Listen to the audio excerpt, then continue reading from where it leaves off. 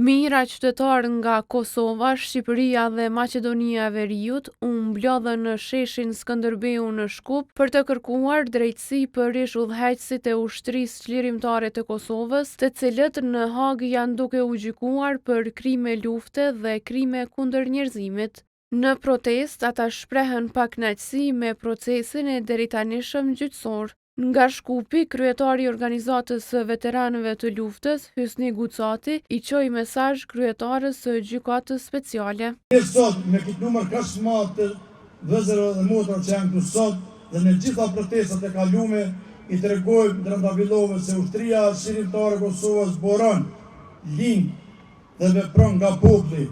Ato populli e rriti, populli e mbrojti dhe populli sot është mbrapa tyne. Ne sot kërkojmë drejtësi, jo drejtësi politike, aja gjykatë ma shumë është drejtësi politike dhe ju ngjan gjykata të ish Jugosllavisë të sistemit të kaluar të Titos. Kjo gjykatë sot merret me fakte të falsifikuara. Ali Ahmeti, i cili është një nga themeluesit e UÇK-s dhe kryetari i partisë më të madhe të shqiptarëve në Maqedoni të Veriut, tha se procesi gjyqësor ndaj Thaqit dhe të tjerëve duhet të përfundojë me shpalljen të pafajshëm.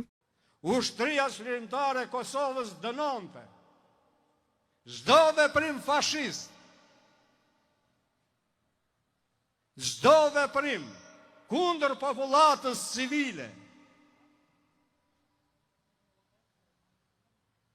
Ushtria çlirimtare e Kosovës shpalli veten ushtri e popullit vullnetare që lufton për lirinë e popullit të vet.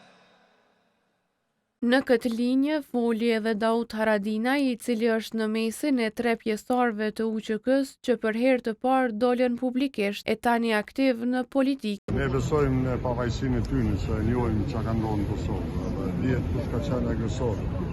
Ne njohim rrugana, s'ka asnjë alternativë tjetër për mos pavajsisë.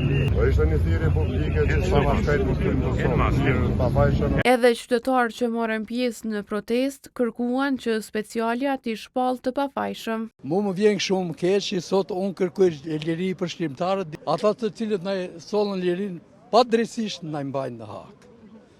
Dhe unë me kam ngulje për vete kërkoj që ata të lirohen sa më shpejt. Procesi në hak që po zhvillohet kjo iniciativë e Serbisë. Kjo me iniciativën e Serbisë krejt këta heroj që kanë shtiru vendin ta gjykohen në Hag atje. Unë besoj 1.000.000% që këta kanë mulluar. Protesta u mbajt për herë të pestë brenda këtij viti me kërkesë për drejtësi për Hashim Thaqin, Jakub Krasniqin, Kadri Veselin dhe Recep Selimin. Ata ndodhen në paraburgim që nga viti 2020, ndërkaq për në pjesën e parë të 2026-s është planifikuar të shpallet vendimi nga specialja. Para Shkupit, protesta masive u organizua në Prishtinë, Tiranë, Hagë dhe Strasburg.